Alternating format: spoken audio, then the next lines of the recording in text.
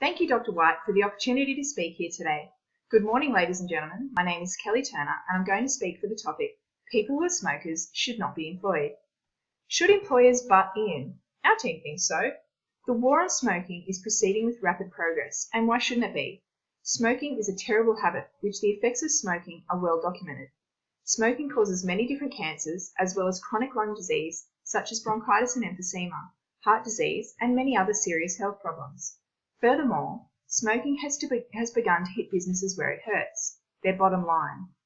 Employers who smoke impose significant excess costs on their employers: absenteeism, loss in productivity, and healthcare costs, to name a few. This alone poses a serious economic burden for many companies. So why do companies hire smokers at all? We, the affirmative team, believe that it's time people who smoke should not be employed. The movement to promote smoke-free workplaces for all employers began in 1971, when it was declared that non-smokers have as much right to clean air as smokers have to their so-called right to smoke. In 2008, 6 Australian states and territories banned smoking in workplaces, including bars and restaurants. In recent years, we are now seeing a new trend in workplace smoking policies emerging, a shift from smoke-free workplace policies to what have been termed smoker-free workplace policies. In 2005, the World Health Organization became the largest international employer to ban the hiring of smokers in an effort to promote its public health campaign against tobacco use. We believe that implementation of a workplace policy barring employment to smokers will lead to positive and beneficial outcomes for both smokers and businesses. If we can reduce smoking rates by all acceptable and effective methods, including banning smokers in the workplace, then it is reasonable to assume that this will lead to greater population-wide health benefits and financial benefits to businesses. Our team will successfully argue that smokers have a higher absenteeism rate than that of their non-smoking colleagues, and that it is in the smoker's best interest to quit. Our second speaker, Alexandra, will demonstrate that productivity amongst smokers is significantly less, the high cost of smokers to their employees and the health system, the impact that employing smokers could have on encouraging others to also take part, and the damage that smokers could have on the company's reputation. Alex will also question how drug and alcohol testing is prevalent and is a dismissible offence in many companies, but not smoking. Our third speaker, Deborah, will discuss whether it is ethical to employ smokers on the basis that it is financially enabling them to continue smoking. Our fourth and final speaker, Matthew, will provide compelling information on the extensive amount of research that has been conducted to support our arguments. I firmly speak for the proposition that people who are smokers should not be employed on the basis that smokers take more sick days than their non-smoking co-workers. A study in the UK showed that approximately 50 million working days are lost each year due to smoking. This figure is simply staggering, and not surprisingly, several other studies conducted in many countries have found that smoking increases both the risk and duration of absenteeism. For example, let's take a look at the systemic review by Wang et al. In 2013, which concluded there was consistent evidence that current smokers were on average 33% more likely to be absent from work than non-smokers. They also found that when current smokers did take absence, they were absent on average 2.74 more days per year than non-smokers. Now let's take a brief look at the argument it's for employees' own good. Finding employment in modern society is becoming increasingly difficult, particularly for smokers, due to the fact that smoking is no longer considered socially acceptable. In addition, the impact of cigarette smoking on health is well understood, with current smokers having a mortality rate 2 to 3 times higher than the non-smokers, and so the health benefits of reducing the proportion of smokers is clearly evident. So in terms of employment and health benefits, smokers would be, well, better off not smoking. Take a moment to consider these arguments so far, and already, isn't it clear that people who are smokers should not be employed? Smoking is a terrible habit that poses a serious economic burden to companies and smokers themselves. The evidence is confounding, as you will hear from the following speakers, that it is time all businesses take the lead from the World Health Organization, take a stand and ban employing smokers. Thank you very much. Thank you, Dr. White, for the opportunity to speak here today. Good morning, ladies and gentlemen. My name is Kelly Turner, and I'm going to speak for the topic, people who are smokers should be employed. Maybe it's time for employers to butt out. There is no question surrounding whether smoking is bad for your health, or the terrible diseases associated with smoking, and we are not here to debate that today. However, banning smoking in the office is one thing, but refusing to employ smokers may damage their health, exacerbate social inequalities, and categorically refusing to employ smokers is completely unethical. Let's take a moment to have a look at the affirmative team's opening statement that smoking is a terrible habit. By definition, habit is a routine behaviour that is regularly repeated and tends to occur unconsciously. So in a sense, they acknowledge that smoking is addictive and therefore not completely voluntary. So why are we not also looking at banning obese and diabetic people from being employed? Why? Because it's discrimination and unethical. It would result in a failure to care for people, place an additional burden on already disadvantaged populations, and preempts interventions that more effectively promote smoking cessation. Smokers might be forced to quit their jobs rather than their habit, and by preventing smokers from finding work, the policy may also exacerbate social segregation, as smoking is more common among some ethnic minorities and low-income groups. Secondly, they argue that if we reduce smoking rates by all acceptable and effective methods, including banning smokers in the workplace, then it is reasonable to assume this will lead to greater population-wide health benefits and financial benefits to businesses. However, current legislative bans have not reduced population-level active smoking, so it seems their argument is excessively hopeful to presume employee bans will do so. We, the negative team, believe that it is time to put a stop to unethical and discriminatory behaviours preventing smokers from being employed. Smokers have just as much right to employment as the non-smoking population. We strongly oppose the affirmative team's statement and believe that people who are smokers should continue to be employed. Our team will successfully argue that smokers should not be denied employment on the basis that it is unethical and in most places illegal, and if the decision were based on health-related costs, couldn't a case be made for banning people with obesity-related problems such as high cholesterol or diabetes? Our second speaker, Alexandra, will illustrate the economic impact it could have on people of lower socio-economic status. Banning employers from hiring smokers preempts interventions that more effectively promote smoking cessation, and discuss the credibility of research that confirms smokers have more absenteeism. Our third speaker, Deborah, will argue smoking is legal, so why are smokers being treated as criminals? And that Australian culture has high individualism and low collectivism, suggesting that lifestyle choices should not affect employment. Our fourth and final speaker, Matthew, will provide compelling information on the extensive amount of research that has been conducted to support our arguments. I firmly speak for the proposition that people who are smokers should not be discriminated for their right and their choice to smoke. As it is unethical, after all, it is legal, they should have equal employment opportunities as those who don't smoke. The ban on hiring smokers is a way to gradually eliminate smokers from a workplace.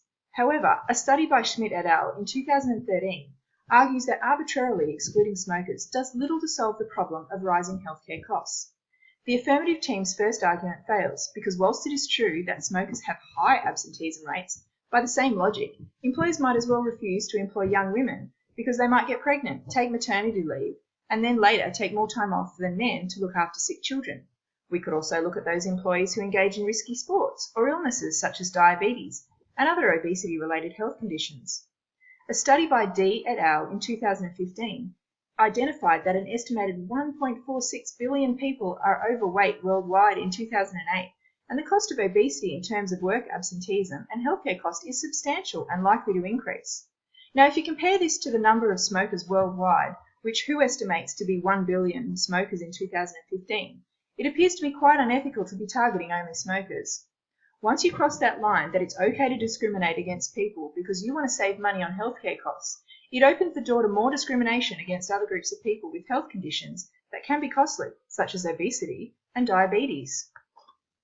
So given this information, why should employers not discriminate against qualified job candidates on the basis of other health-related illnesses as well? It's simple, because this behaviour is unethical. By selectively picking low-risk employees and denying employment to smokers, employers neglect the social obligation to contribute to promoting public health, risk hurting vulnerable groups, behaving unethically, and losing financial benefits of skilled smoking employees.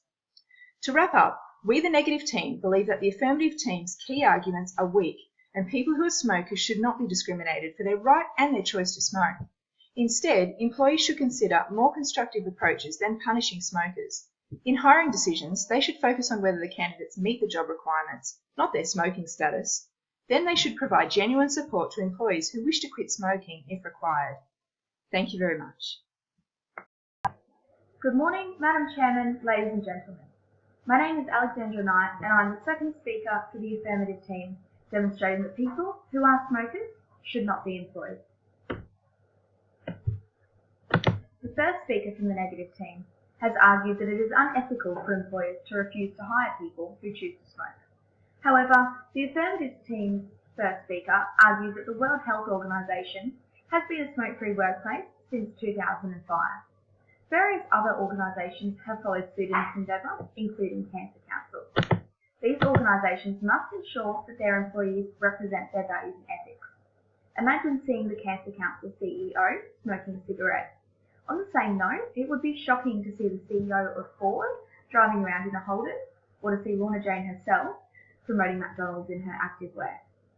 As I will discuss further, company cultures can be damaged by hiring smokers when this is against the company's values. The negative team also argued that if smokers should not be employed, perhaps women should not be employed, as they may fall pregnant, or those who engage in risky sports, or with other illnesses such as diabetes or other obesity-related health conditions. Sexism and discrimination is prevalent enough against women as it is. Women do not choose to be able to carry a baby. It is simply a byproduct of their gender. And in all fairness, men do tend to take parental leave in this day and age as well. Choosing to damage your body by smoking is a far cry from bringing a baby into the world, or choosing to play sport to try and keep your fitness up, or battling with an illness that could just as likely be due to losing the genetic lottery, as opposed to making poor lifestyle choices. This argument is quite simply incorrect. Our first speaker, Kelly, has already stated that smokers take more sick days than their non-smoking counterparts. I will present the arguments that productivity amongst smokers is generally poorer, smokers increase costs to both employers and the health system, and company cultures could be damaged by employing smokers. Using quantitative data and self-assessment, Halpern et al. Found that productivity amongst smokers in businesses is poorer. Absenteeism was also shown to be greater among smokers, and while presenteeism was not discussed throughout this particular text, it could definitely be inferred that smokers will present for work while at various degrees of incapacitation due to their addiction, resulting in decreased productivity. The study by Halpern et al. Found that productivity among smokers increases over time towards that seen among never smokers. Productivity among former smokers. This proves that non-smokers have higher productivity than smokers, and quite interestingly shows that it takes time for former smokers to reach the same levels of productivity as those that have never smoked at all. Smokers cost businesses money. This is a simple fact. Not only due to a loss in productivity with more breaks and higher presenteeism, but also due to higher absenteeism and increased healthcare costs.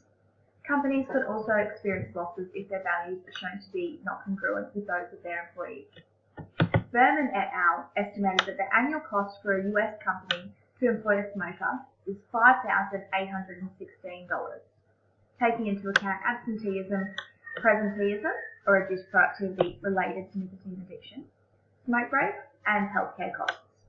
Bunn et al. Put this figure at $4,430, with the main costs due to lost productivity. Some articles argue that the highest cost is due to increased paid breaks, although it has been proven that a variety of factors contribute to the additional costs harboured by businesses that employ smokers. So quite simply, smokers cost businesses money. Furthermore, it is important for businesses to demonstrate a united front with value congruence. Employing people who smoke when this conflicts with the organisation's values, culture and ethics can have detrimental effects.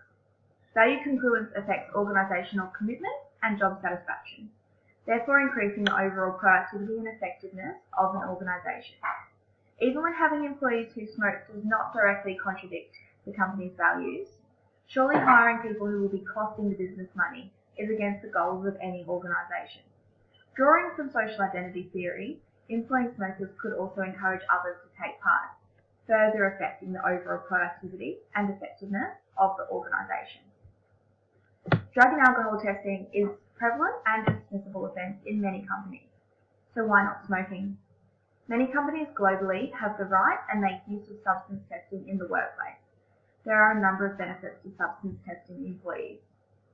Employers will not want to have undesired reputational damage or for the company to be brought into disrepute for the lifestyle and actions of their employees. When employees are affected by substances, their mood and decision making can change, and the same can be said for smokers if they are unable to smoke after longer periods of time. They can often become stressed, restless, and their decision making can be quite impacted. This also includes withdrawal symptoms by ex-smokers who have only recently quit smoking.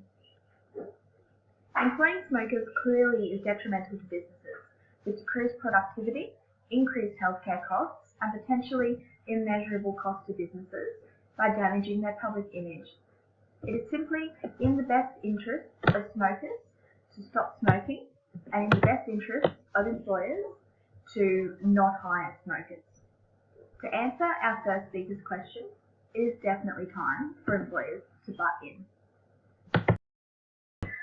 Good morning, Madam Chairman, ladies and gentlemen. My name is Alexandra and I am the second speaker for the negative team. My team is of the belief that a person's smoking status should have no impact on their employability. The second speaker from the affirmative team has argued that smokers are less productive than non-smokers, and that smokers increase costs for employers. It is ignorant to assume that all employees are of equal value to their organisations. While employing a smoker may increase costs, the affirmative team made no mention of the varying skills and value of employees to organisations. A highly skilled and experienced smoking employee is much more likely and capable to increase the overall profitability and effectiveness of their organisation than a non-smoking employee with little to no experience or skills. On the same note, smoking status is not an indication of personality or values, meaning that a smoking employee with an identical skill set as a non-smoking employee may still have a stronger work ethic and higher productivity, despite being a smoker. The affirmative team thinks that smoking should be tested as drugs are in some companies. Drug testing is too costly and causes too much red tape in small organisations, and is not in congruence with some organisations' values.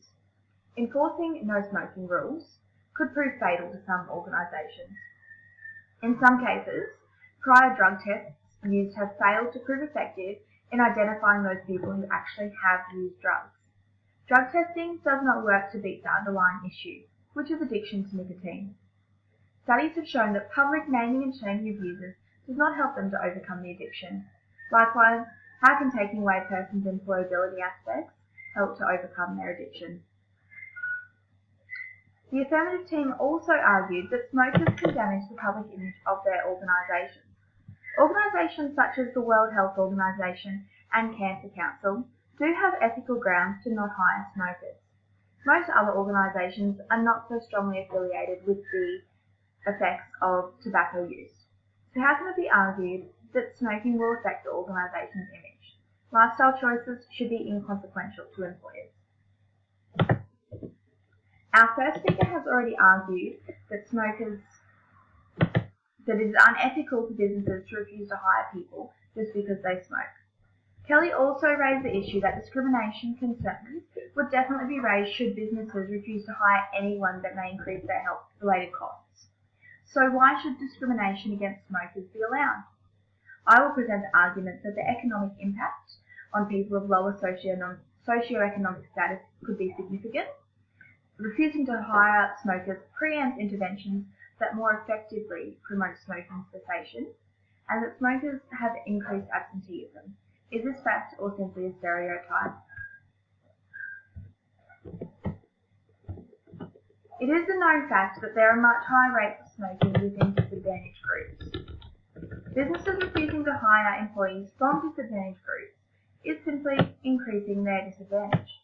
The Cancer Council estimated that 46% of lone mothers are smokers, as are 63% of vulnerable young people and 47% of Aboriginal people. These figures are staggering, and to the negative team, represent a large portion of the population who could prove highly useful to their organisations. There are many successful people that come from disadvantaged backgrounds. Denying smokers employment is equivalent to denying employment to a large percentage of the population who need it the most. While it is in the best interest of smokers to cease smoking, it is a personal choice. Denying employment has not been proved to be an effective smoking cessation aid. Counselling and a combination of nicotine replacements are the most effective aids. It could be more effective and ultimately beneficial for employers to offer these sorts of aids to their smoking employees, rather than trying to simply control their personal choices. The employee may feel stronger loyalty and effective commitment to an organisation that shows an interest in their health. Furthermore, there has been a positive association between employment and beating addictions proven. So stopping smokers gaining employment achieves the complete opposite of its purpose. The studies put forward by the affirmative team for the argument that smokers have increased absenteeism did not necessarily take into account the other factors that could contribute to absenteeism. Health issues unrelated to smoking, age, family responsibilities, and organisational commitment are all contributors to absenteeism in employees. While it is an easy stereotype to subscribe to, that smokers will be absent more often than non-smokers, there are so many other factors that contribute to an employee's ability or willingness to present for work. Discriminating against smokers is simply unacceptable. As the negative team has proven, it is unethical to not hire smokers on the basis of their lifestyle choices. Banning the employee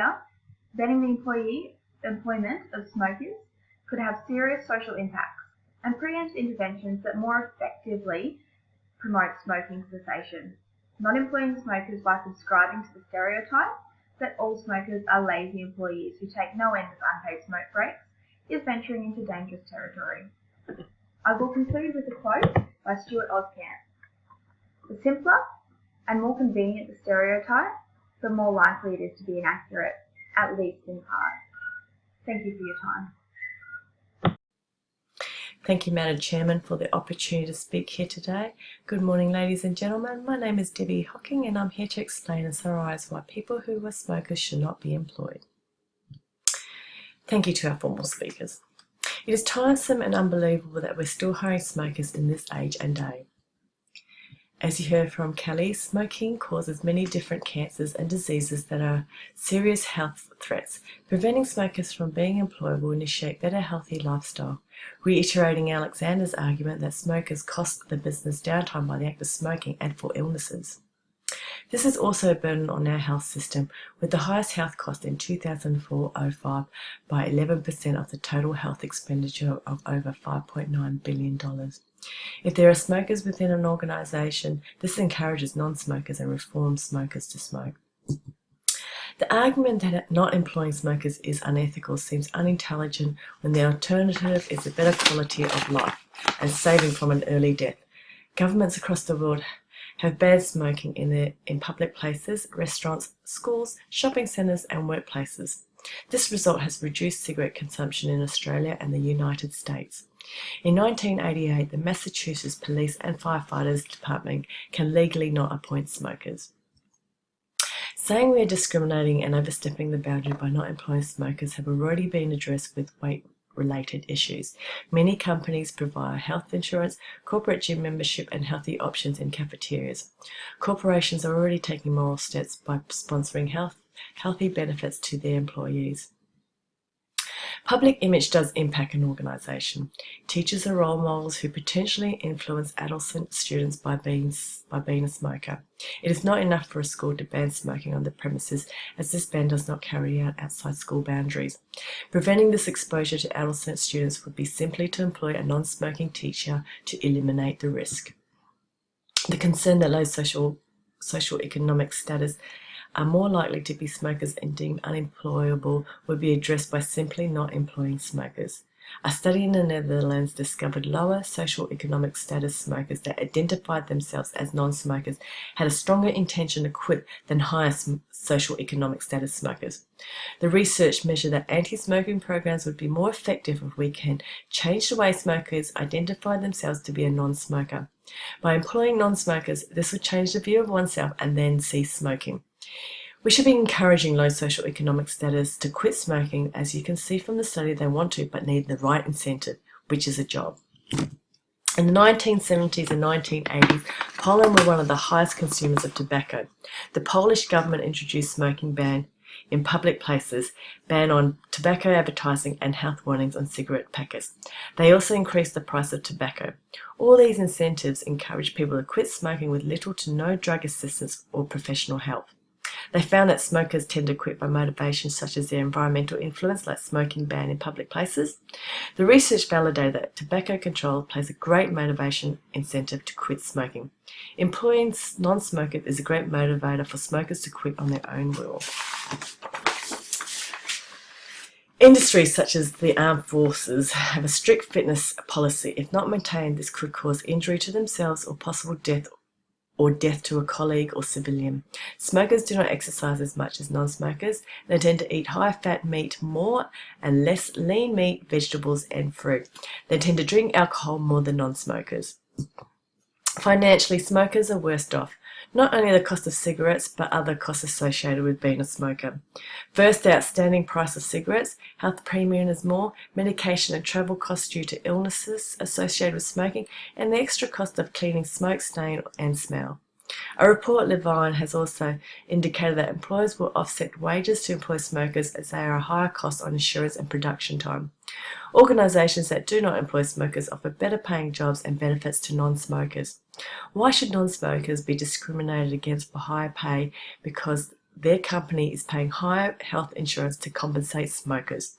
Society should not be enabling smokers by giving them an income. As you have heard here today, smoking causes health issues. Smokers are a cost to the organisation and to the health system. The argument that is discriminating not to employ smokers seems absurd when it should be a moral duty of corporations not to employ smokers. Smoking is a health risk and a fatal lifestyle that is preventable. Many organisations have addressed health issues by providing better health choices at their facilities to prevent weight issues. This is the ultimate step to bettering human life. As you've heard from my argument, this is the encouragement that low socio-economic status workers need. Motivation to quit. Smoking ban has been forced in public places around the world. Police forces in America legally do not employ smokers. The Polish government have put major steps to cease smoking and good results in smokers quitting. Organisations around the world do not wish to employ smokers because of public imaging and the influence that smokers as role models. Not only in the armed forces, the general smoker has lower fitness level and the attitude to better health is regressive. The ultimate cost of smokers is their hip pocket, in their wage, their outlay and sadly their health. Corporations should be butting in on stamping out smokers in the workforce. Thank you.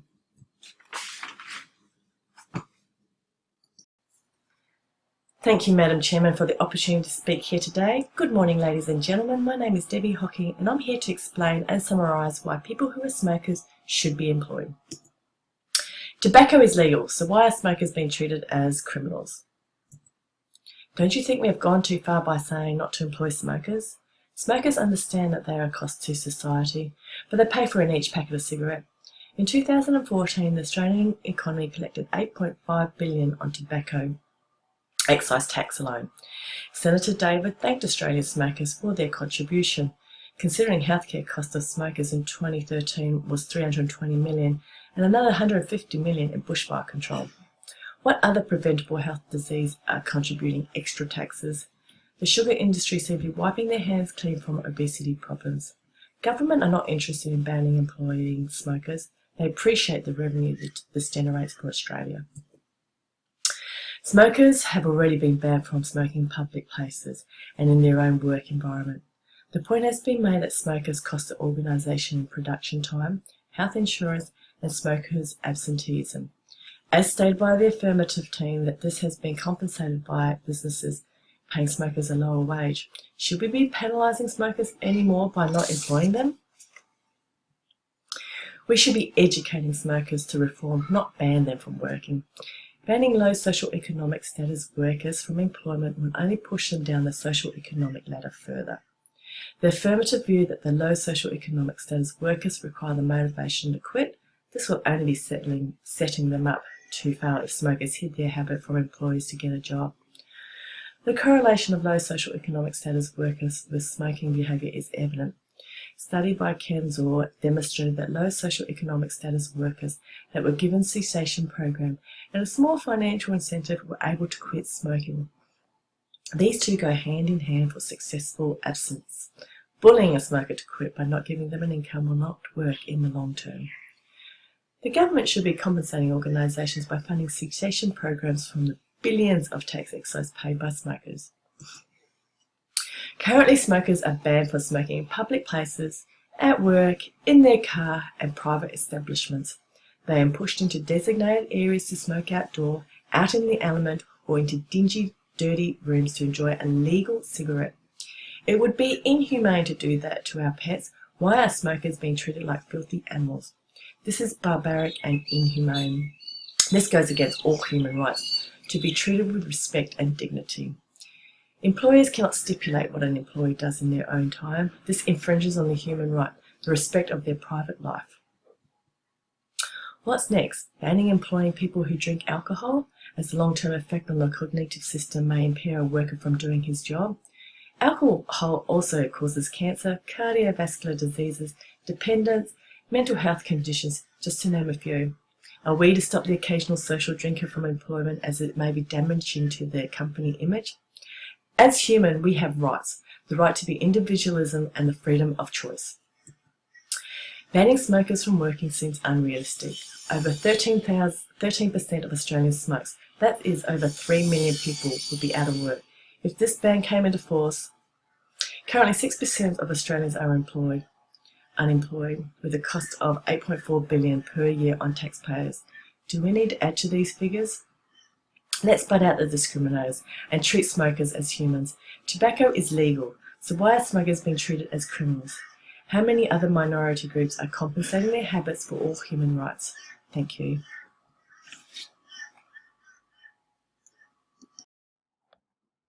Good morning, Madam Chairman and ladies and gentlemen of the audience. My name is Matthew Coombes and I'll be undertaking the fourth speaker of the affirmative team in order to provide further information regarding the research undertaken by the team, including sources of evidence that have been drawn upon, and also to summarise evidence that we can use to refute the negative team's arguments made today. To begin, the team has undertaken extensive research in order to form the arguments presented. This has included calling on a variety of sources, including academic journals, news articles, and reports from reputable organisations. First of all, the Australian Bureau of Statistics is an Australian organisation funded by the government that performs multiple functions, including recording social, economic, population, labour, industrial, and environmental statistics. The organisation is internationally respected as one of the leading statistical offices in the world. The team has relied upon evidence of the ABS presented in its findings as to the impact of health of community of Australia and the economic effects of such behaviour. World Health Organization is a reputable organisation known for its work in programs supporting the lower socio-economic and poverty-stricken areas of the world. It has since gained reputation in performing statistical analysis and reports in order to inform governments and the people of health or medical-related issues and concerns. The WHO report of 2005 was used by the group to show emerging trends in anti-smoking ideas and behaviours. A large study which was undertaken by Weng et al. Called Smoking and Absence from Work, the Systematic Review and Meta-Analysis of Occupational Studies, sought to prove a correlation of employees' absenteeism that is related to smoking status. The report was conducted across a total of 29 subjects broken into differing categories such as current smokers, non-smokers, and never smokers. The report provided statistical analysis of the credibility of the data, including 95% confidence intervals, and was able to prove that there was no evidence of publication bias. Next, Buckingham et al.'s study into the relatively new area of analysis regarding social identity theory was investigated by the team. The report investigated the link between an individual associating with a group and the positive effects of behaviour that can result. In the case specific to the affirmative's argument, the report concluded that smokers has less chance of relapsing into old behaviour if they are amongst a group of people who shared similar ideas. Smith et al. Article on the ethics of not hiring smokers takes a different approach to that of the growing trends of corporations and health organisations in the early 2000s. The article reviews growing trends by companies, including the increasing number of corporations who legally chose not to employ smokers in the United States. The article also goes on to review more incentive-based information, citing that the underlying cause of addiction will not be fixed by excluding people based on their addictive behavior. Rather, Smith et al. Has proved that other incentives, including those with monetary value, weigh far better in addictive behavior.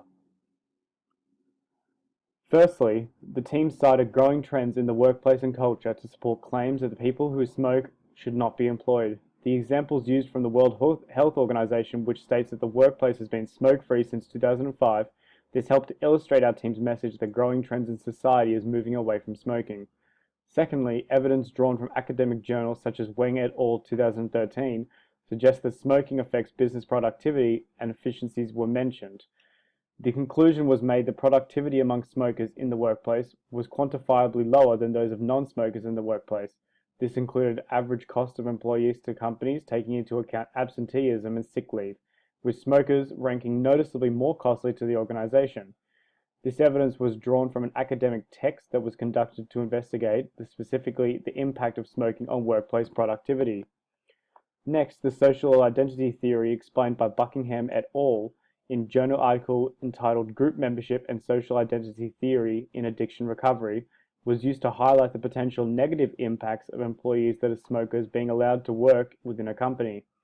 The evidence presented went on to explain how addiction of one smoker or a group of smokers can be contagious and can also affect other employees within the organization, leading to a further decrease in productivity and further potential for addiction to spread.